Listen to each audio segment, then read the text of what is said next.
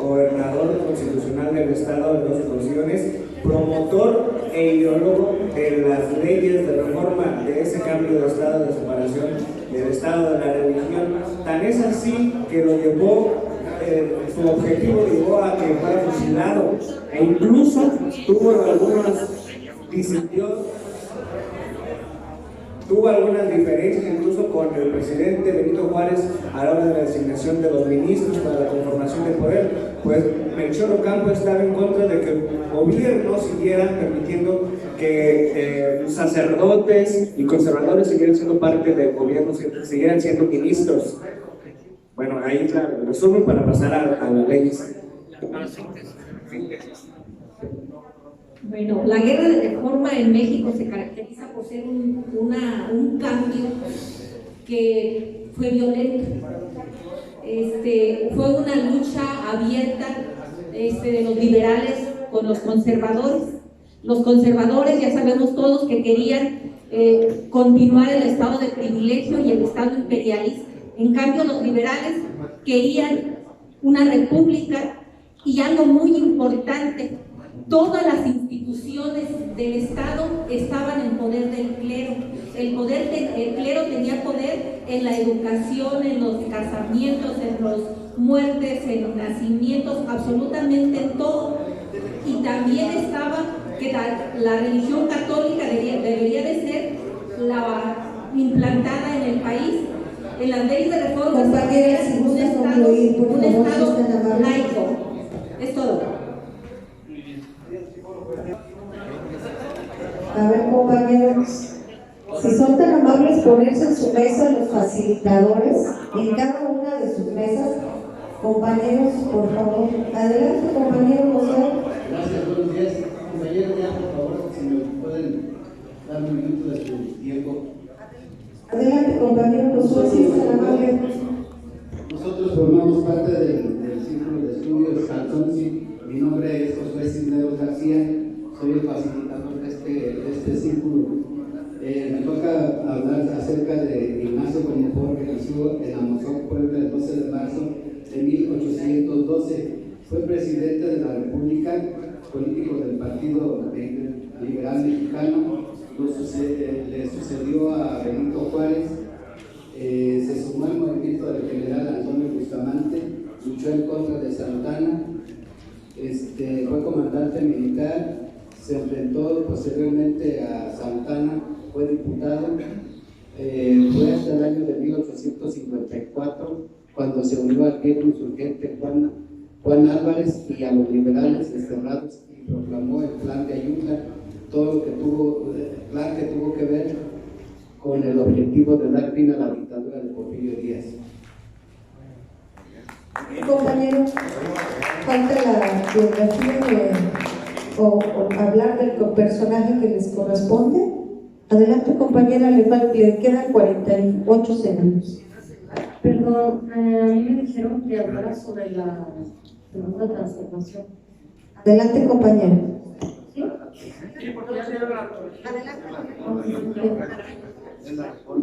Buenas tardes, mi nombre es América y pertenezco al Círculo de Estudios Calzonsi de Inspector. Y yo nada más les voy a referir algo muy breve acerca de la segunda transformación,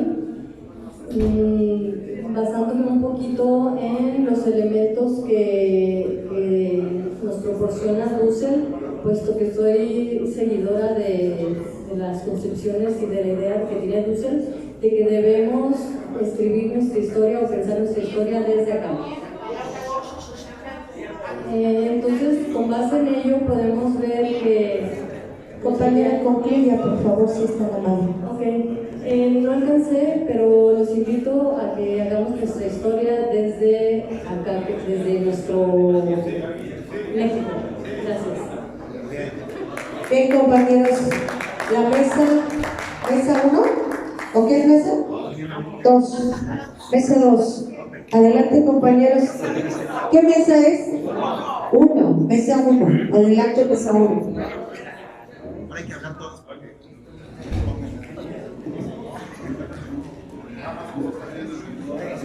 Buenos días a todos, mi nombre es Nelson Carvajal y pertenezco al Centro de Estudios La Mesa 1. Voy a hablar acerca de Juan N. Álvarez. Juan N. Álvarez fue militar y fue Silencio, compañeros, escuchen, por favor, facilitador, si es tan amable. Era un militar y tenía el grado de un general. Pieza clave durante la mayoría de los conflictos armados de México, independiente desde la guerra de la independencia hasta el derrocamiento del imperio Maximiliano de Habsburgo. Durante la intervención francesa, nació en un pueblo que se llama Santa María de la Concepción, municipio de Atoyán de Álvarez Guerrero. También fue presidente interino de México y tenía una frase que él decía en Guerrero mucho se nombra que pobre entré al gobierno y pobre retiro del gobierno cuando fue presidente.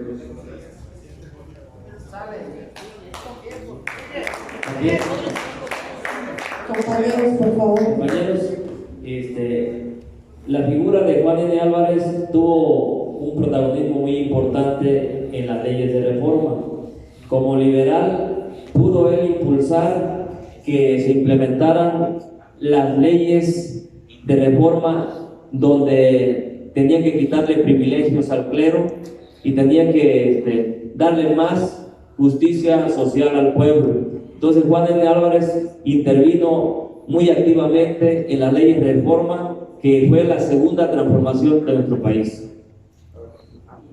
En la segunda transformación no fue un proceso pacífico, sino fue una revolución que se sintetiza en las leyes de reforma y además fue una participación combativa de él en forma armada.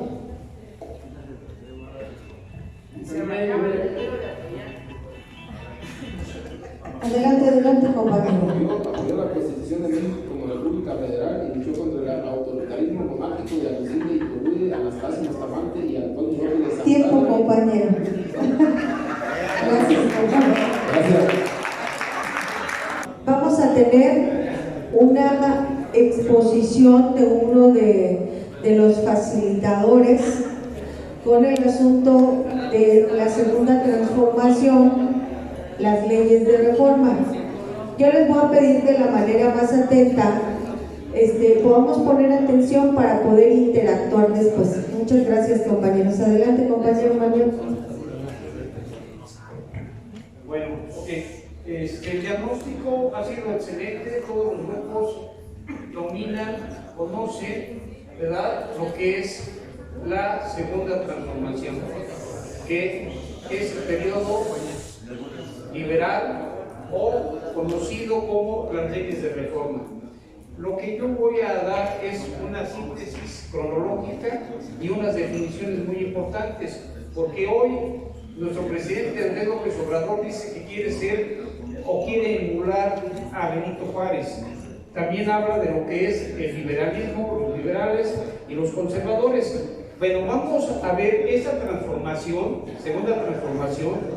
Efectivamente es una transformación violenta, porque se gestó efectivamente con el plan de Ayutla, encabezado por Juan Álvarez, un militar liberal que precisamente en el plan de Ayutla se sientan las bases para que los liberales encabezados por Benito Juárez, Melchor Ocampo, Sebastián Lerdo de Tejada, Ignacio Comonfort y el mismo Juan Álvarez y Guillermo Prieto concluyeran en lo que fue la Constitución Republicana de 1857. Fue la primera Constitución donde se separa los bienes de la Iglesia y el Estado.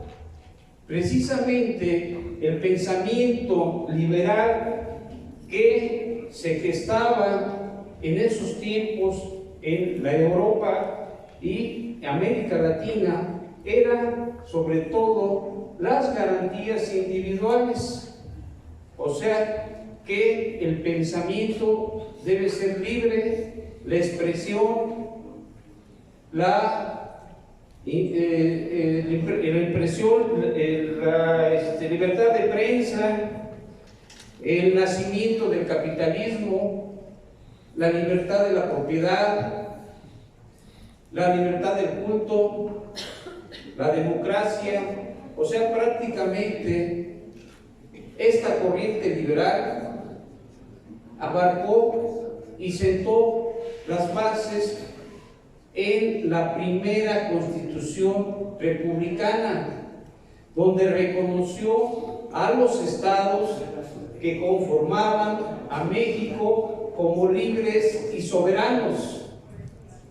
¿Sí? También separó los poderes judicial, ejecutivo y legislativo.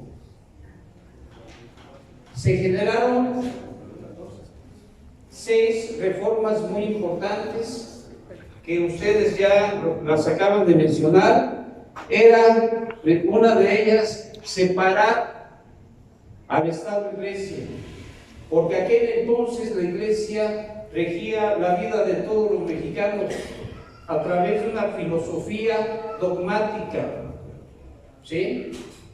Tenía el control del alma, el cuerpo y su actividad económica de todos los mexicanos. Fue una constitución donde favorece por el empoderamiento de la ciudadanía, como era abolir los tributos a través de diezmos, la cuestión tributaria muy pesada hacia la población más marginada por parte de la Iglesia. Ellos tenían el control de lo que era el registro civil, lo que era el casamiento. O sea, prácticamente eran los que regían la vida política, económica y social de este país. Esa transformación fue totalmente radical. ¿Qué quiere decir? Se cambiaron las estructuras políticas, económicas y sociales del país en las leyes de reforma. Quiero definir muy bien quién eran los liberales y quién eran los conservadores. Los conservadores en esa época era efectivamente la Iglesia Católica y un puñado de gente que tenía las propiedades, los privilegios, y además se concentraban en estos dos conservadores o en esas dos clases la mayor cantidad de tierras. La Iglesia Católica tenía el 80%, poseía, imagínense, de la superficie o la extensión territorial del país. El otro 20% lo tenían, sí, unos cuantos privados que eran la gente militar. En estas leyes también, como se leía ya la propiedad privada, se desmortizó por parte del gobierno las tierras y los bienes eclesiásticos para dar inicio a lo que es la propiedad privada, ¿sí? O sea que se le quitó una gran cantidad de bienes a la Iglesia y se subastaron, y pasa al gobierno federal o al gobierno republicano la administración de la hacienda pública, ¿sí? ¿Qué quiere decir con esto?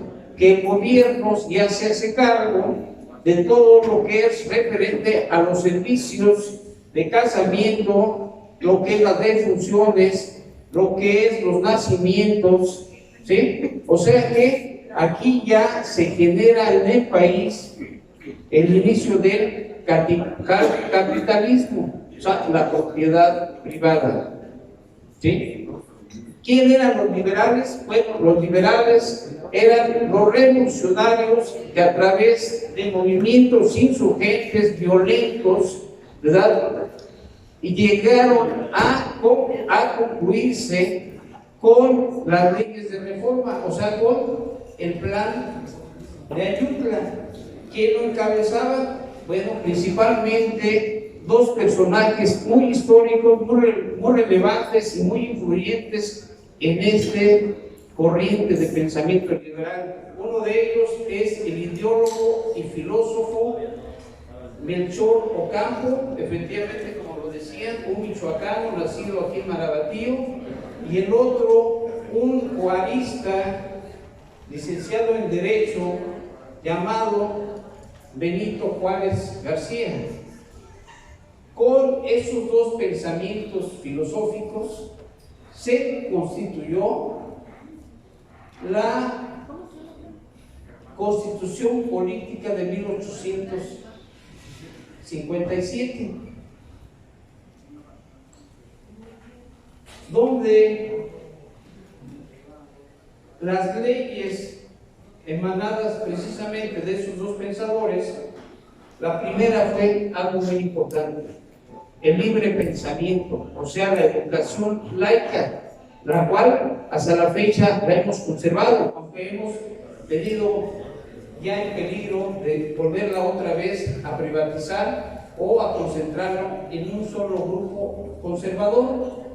Entonces, la corriente liberal, de la cual nuestro gobierno, encabezado por el licenciado Andrés López Obrador, se refiere a esos dos pensadores que sientan las bases de la República. Y los conservadores en ese entonces eran la Iglesia Católica y una parte del sector militar. Vamos a definir también ahorita aquí qué es un conservador. Es una corriente también política, teórica política, en donde un grupo de personas, ¿verdad?, se oponen al cambio radical en las estructuras políticas, sociales y económicas. O sea, ellos quieren que prevalezca el estatus que ellos tienen. Se oponen al progreso.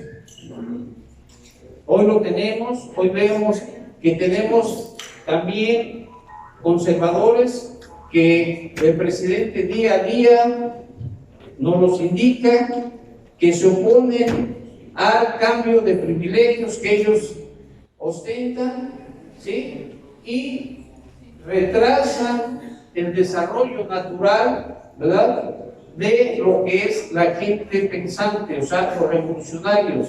Entonces, de ahí viene el concepto de conservadores y revolucionarios, porque hoy los liberales del año de 1800 pasan a ser o a definirse hoy como revolucionarios, ¿sí? Entonces, definimos muy claro: los liberales o revolucionarios somos a todos aquellos que estamos a favor del cambio, ¿sí?, de las estructuras económicas, políticas y sociales de un país. Los conservadores son aquellos que se oponen a dicho cambio y quieren conservar sus privilegios. ¿Sí? Ok, pues aquí les dejo. Gracias. Gracias, compañero. Les vamos a pasar un video para que quede de alguna manera más reforzado el asunto de las 6 leyes de reforma, porque son muy importantes para nuestro país, para esta cuarta transformación, y poder de alguna manera interactuar con ustedes, viendo la problemática que tenemos en el país, qué leyes podríamos impulsar para esta cuarta transformación en este momento de nuestra vida en el país. Adelante, compañero. Con el triunfo de la Revolución de Ayutla se convocó a un nuevo Congreso Constituyente, destinado a elaborar las leyes que regirían la vida del país y de sus instituciones. Conscientes de papel histórico que desempeñaban, los liberales propusieron leyes destinadas a erradicar por completo el orden social heredado de la colonia. Entre 1855 y 1857 se emitieron las primeras leyes de reforma, conocidas por los nombres de los ministros que las impulsaron. La Ley Juárez estableció la preponderancia del Estado para impartir justicia, excluyendo los tribunales eclesiásticos y militares en todos los asuntos del orden civil. Así, el Estado se erigía como garante de la paz pública entre unos ciudadanos caracterizados por la igualdad jurídica. La ley Lerdo obligaba a las corporaciones civiles y religiosas a vender gran parte de sus casas y haciendas, con el propósito de crear un mayor número de propietarios que generarían riquezas y fuentes de trabajo, lo cual redundaría en beneficio de la hacienda pública. La Ley Iglesias estableció el carácter gratuito de los servicios religiosos para los pobres, evitando con ello su mortificación y endeudamiento al pagar por la celebración de bautizos, bodas y funerales. Las primeras leyes de reforma se promulgaron durante los gobiernos de Juan N. Álvarez e Ignacio Conejo, quedaron incorporadas en la nueva Constitución promulgada el 5 de febrero de 1857. Sin duda, aquella ley contenía preceptos de gran valor y trascendencia. Elevó a rango constitucional los derechos del hombre. Al respecto, declaró que todos los mexicanos son libres desde su nacimiento, con pleno derecho a la libertad de enseñanza, de profesión, de conciencia, de petición, de asociación, de desplazamiento en todo el territorio nacional, así como la garantía de no ser molestados en su persona, sus bienes, su domicilio y su correspondencia, a menos que la acción estuviera precedida por una orden judicial. Por otra parte, ratificó los principios de soberanía popular y gobierno representativo, conocimientos del Estado mexicano, y estableció el sistema de una república federal, con la división tripartita de los poderes legislativo, ejecutivo y judicial. El bando conservador, apoyado por militares y miembros de la jerarquía católica, se opuso a la Constitución liberal, instituyendo un gobierno conservador y desatando la guerra civil entre 1858 y 1860. Sin doblegarse, el gobierno de Benito Juárez asumió la legitimidad del gobierno republicano y en un acto de valor y entereza promulgó las leyes de reforma. En 1859 se publicaron las siguientes. La Ley de Nacionalización de Bienes Eclesiásticos, con el propósito de financiar la guerra e incrementar el número de propietarios y contribuyentes. La Ley Orgánica del Registro Civil, que permitió al Estado asumir el registro de los nacimientos, adopciones, matrimonios y defunciones, generando documentos útiles para la identidad jurídica de los mexicanos y para gestiones o trámites personales ante las dependencias de gobierno. La Ley del Patrimonio Civil y la de Secularización de Cementerios, que establecieron un cuadro normativo sobre dos aspectos esenciales, como es la formación de la familia a través del vínculo matrimonial y la regulación de los espacios para el reposo de los difuntos. Mediante la Ley de Días Festivos, se asumió la tarea de programar e instituir un calendario cívico-religioso común para todo el país, que permitiera el ejercicio de las actividades económicas, el despacho de los asuntos públicos, el disfrute de los días de asueto y la realización de los ritos y fiestas principales del culto católico. En 1860 se decretó la Ley de Libertad de Cultos, que facilitó el camino para la tolerancia de las confesiones religiosas, con la única limitante del respeto a las creencias de los demás, así como la preservación de la moral y de la paz pública. En 1861 se promulgó el decreto sobre la secularización de hospitales y establecimientos de beneficencia, con objeto de administrar las casas e instituciones dedicadas al auxilio de la gente necesitada, a la vez que permitiría establecer nuevos orfanatos, comedores públicos, hospitales y asilos de apoyo a los pobres, los huérfanos, las viudas, los ancianos y los desvalidos. Finalmente, en 1863, se decretó la supresión de las comunidades religiosas, toda vez que el pensamiento liberal partía de la preeminencia de los derechos naturales e inalienables del individuo. Durante la presidencia de Sebastián Lerdo de Tejada, se incorporaron a la Constitución las leyes de reforma, por una ley emitida el 25 de septiembre de 1873. Se consolidaba así la separación entre la Iglesia y el Estado. Para nuestro país, las leyes de reforma representaron el intento más decidido de los liberales para instituir una sociedad regulada por el Estado de Derecho. Fueron el punto punto de partida para la construcción de una sociedad moderna, cuyo legado actual son las instituciones que organizan nuestra vida, nuestros derechos y nuestras preciadas libertades. Bicentenario de... Bien, compañeros. Bien, compañeros, antes de pasar a la dinámica de retroalimentarnos, voy a pedirle al compañero Ignacio que en 3 minutos nos diga el ejercicio que nosotros hicimos para poder apoyar a la 4T. Ese ejercicio lo van a hacer ustedes después. Van a tener 5 minutos para que el equipo presente una propuesta de acuerdo a la 4T para apoyar como una reforma de ley que pudiera ayudar en este momento a la 4T, en donde en Michoacán, y si ustedes se van más allá, en el país. Nosotros hicimos un breve ejercicio. Sí quiero decirles que no está bien documentado porque honestamente no nos dio tiempo, pero creo y la vamos a poner a consideración de ustedes para que también nos apoyen en ese sentido y nos retroalimentemos para poder nosotros presentar esa propuesta y poder de alguna manera impulsarla, porque para nosotros también este taller significa que tenemos algunas soluciones para lo que está pasando efectivamente en nuestro estado y en nuestro país. Adelante, compañero. Gracias, compañera. Recuérdense que estamos trabajando con el asunto de la cuarta transformación y para esa cuarta transformación ya empezó lo que le denominamos el golpe blando.